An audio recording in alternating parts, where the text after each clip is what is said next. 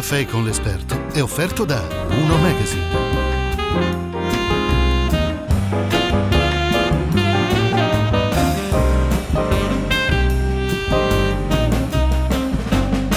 Ben ritrovati e ben ritrovato ad Alberto Negro, direttore di Veneto Agricoltura, che è tornato a parlarci del settore primario. Cos'è il settore primario? È niente poco di meno che la vecchia agricoltura come noi la conoscevamo, ma oggi grazie ai droni e anche al digitale che sta entrando, come dire, non a gamba tesa, che non è un termine appropriato, ma in maniera importante, l'agricoltura è cambiata e noi vogliamo scoprire come sarà l'agricoltura del futuro. Entriamo subito nel merito. Si parla di agricoltura 4.0. Di che si tratta, Alberto?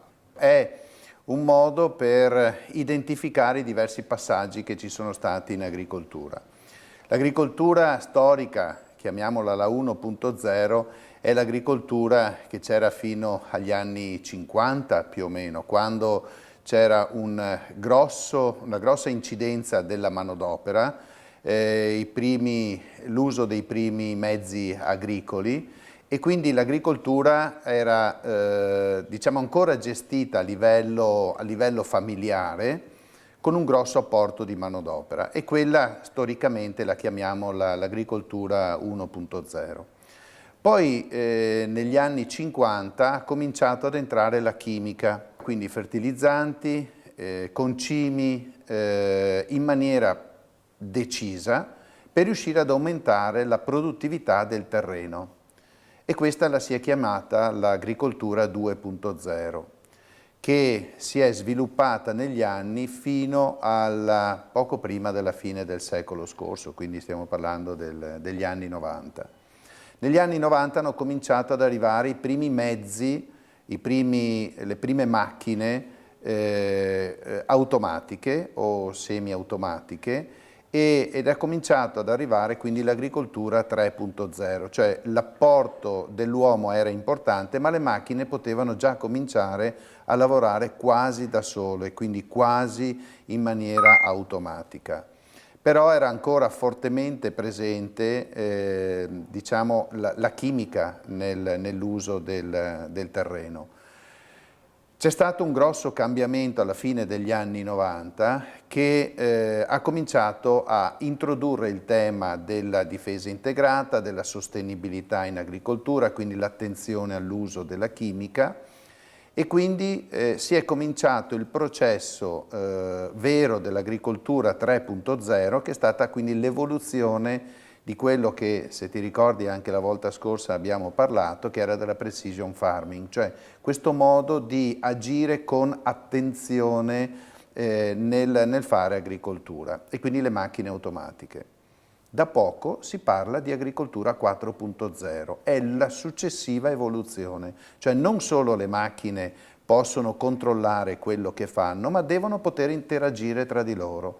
Quindi l'uso dei personal computer, l'uso di internet in agricoltura. Faccio un esempio semplice. Se io vado a seminare secondo una certa tecnologia in quel terreno, per esempio il frumento, dopo lo devo anche andare a raccogliere. Quindi se io ho due macchine, tra virgolette, intelligenti, smart, che quindi sanno con la precisione quello che stanno facendo esattamente in quel specifico metro quadro, riesco a sapere effettivamente sulla semina che ho fatto quanto sto raccogliendo, quindi le macchine che possano parlare tra di loro.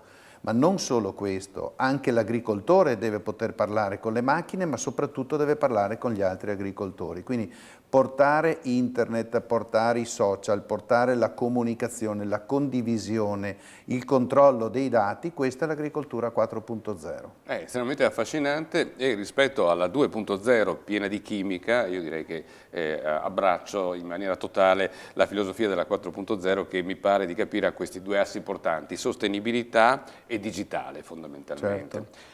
A proposito, non c'entra nulla col digitale, fa solo rima, parliamo di forestale. Ci sono 600 forestali che sono stati aggregati a Veneto Agricoltura. Fammi capire di che cosa si tratta esattamente. esattamente? Parliamo di difesa del suolo, parliamo di prevenzione di tutti quelli che possono essere i disastri che in caso di calamità naturali possono incidere sulla vita dell'uomo. La difesa del suolo la si fa prevenendo quelle che possono essere le situazioni critiche. La Regione del Veneto ha sempre gestito in primissima persona queste attività forestali, che si dividono in tre momenti diversi: la pianificazione, la progettazione e l'esecuzione delle attività. La Regione ha deciso, con il Consiglio regionale, ha deciso alla fine del 2017 di trasferire a Veneto Agricoltura l'esecuzione di queste attività, mantenendo in capo a se stessa, alla sua organizzazione regionale, la pianificazione e la progettazione. Quindi si sono trasferiti in Veneto Agricoltura circa 600 forestali, che sono in parte, minima parte impiegati, in grandissima parte operai, che sono le persone che gestiscono, che eseguono questa attività in mezzo ai boschi. Quindi parliamo di, per esempio, di attività di consolidamento di certi muri per evitare che ci possano essere le frane, di controllo dell'alveo del fiume. Quindi sono proprio attività cantieristiche, anche di muratura, che devono essere fatte all'interno di tutte le foreste del Veneto. Quello che in Sicilia il nostro governatore piace ricordare: ci sono 24.000 dipendenti, nel caso del Veneto sono solo 600. Sì, e aggiungiamo che in Sicilia hanno molti più dipendenti che nel Canada, che come noi tutti sappiamo è una regione piccolissima del globo terracqueo. Vi interessano le bioenergie, vi interessa il cambiamento climatico? Restate con noi, tra poco ne parleremo.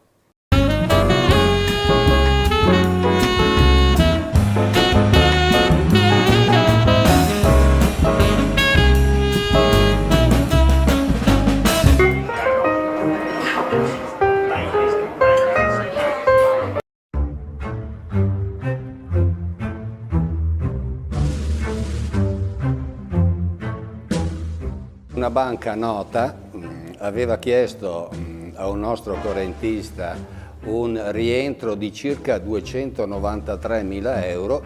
Il correntista ha voluto vederci chiaro, epilogo: la banca ha rinunciato ai 293.000 euro e ha pagato 450.000 purché non andasse avanti ancora. Ecco.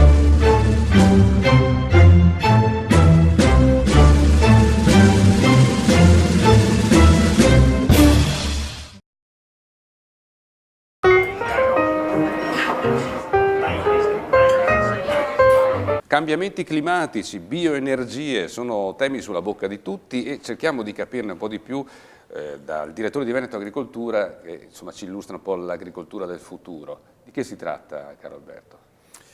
Beh, i cambiamenti climatici sono un tema che tutti riescono e che tutti possono vedere, non serve che spieghiamo che cos'è il cambiamento climatico, sono questi fatti che accadono. Ma in che modo incidono sul lavoro dei nostri agricoltori? Beh, incidono in maniera importante. Proviamo a pensare, per esempio, l'anno scorso, mi pare attorno al 20 di aprile, ci sono stati 2 giorni di freddo intenso e le temperature sono scese sotto lo zero. Se c'è una gelata, che cosa succede? Le gemme muoiono, si gelano e dopo muoiono, e quella gemma non produce più il frutto. Quindi l'anno scorso ci sono state delle ricadute nell'attività produttiva, in particolare del settore vitivinicolo, che ha avuto un dramma. Pensiamo per esempio ad aree come il Vicentino o il Veronese, hanno avuto cali di produzione tra il 40 e il 45%, questo dovuto alle gelate. L'anno prima avevamo avuto un problema inverso. Abbiamo avuto grandi piogge fino a metà giugno, dopodiché poche piogge. Quindi questi cambiamenti, questi momenti nei quali da una settimana all'altra si passa da -5 a +15, per l'uomo sono anche facilmente superabili. Per l'agricoltura sicuramente un po' meno, è meno abituata a cambiamenti così drammatici. Parliamo di bioenergie, cosa sono le biomasse solide e come si producono appunto le bioenergie? Le bioenergie sono quelle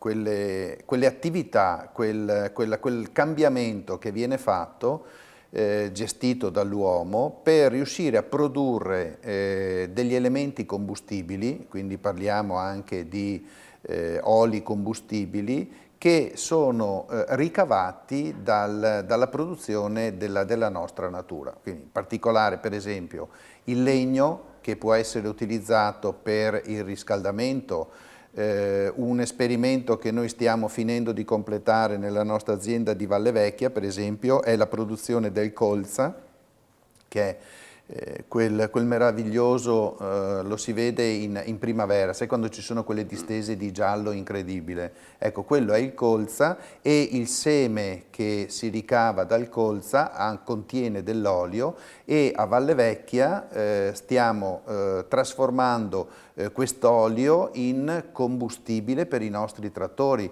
in modo da creare anche quella circolarità nella produzione, che oggi è un elemento importante. Quindi noi produciamo il colza produce il seme noi lo trattiamo, ne ricaviamo l'olio, lo distilliamo e lo utilizziamo come combustibile per i nostri trattori.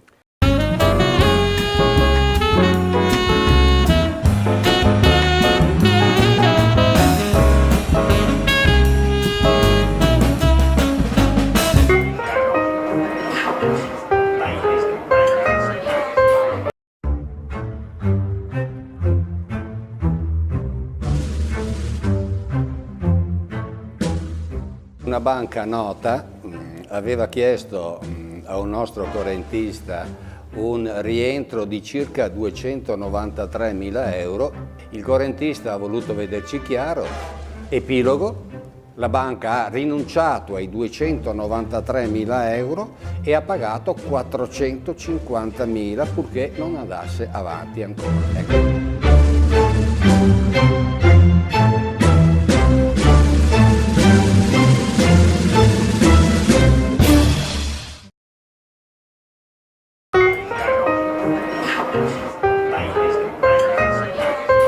Abbiamo pochissimi secondi, una battuta finale. Nel 2050 la crescita demografica porterà a 9 miliardi gli abitanti di questo pianeta. Abbiamo qualche speranza che l'agricoltura del futuro riuscirà a sfamare tutti questi abitanti, o saremo costretti, come qualcuno prevede, a nutrirci solo di insetti?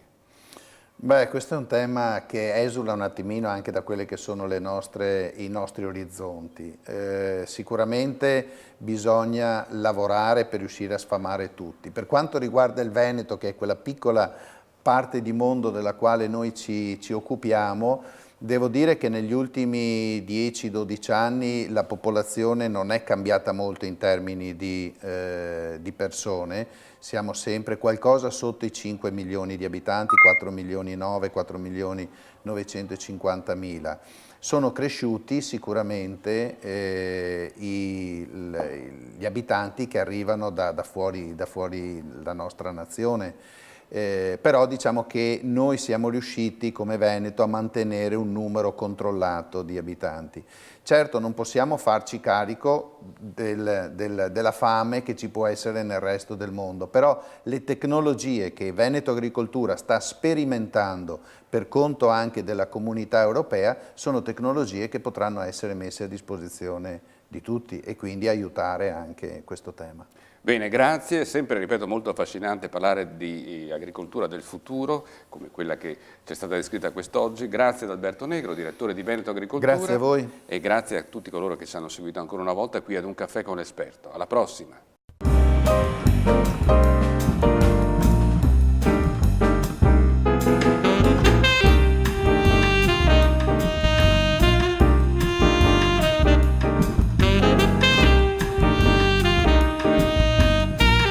Un caffè con l'esperto è stato offerto da Uno Magazine.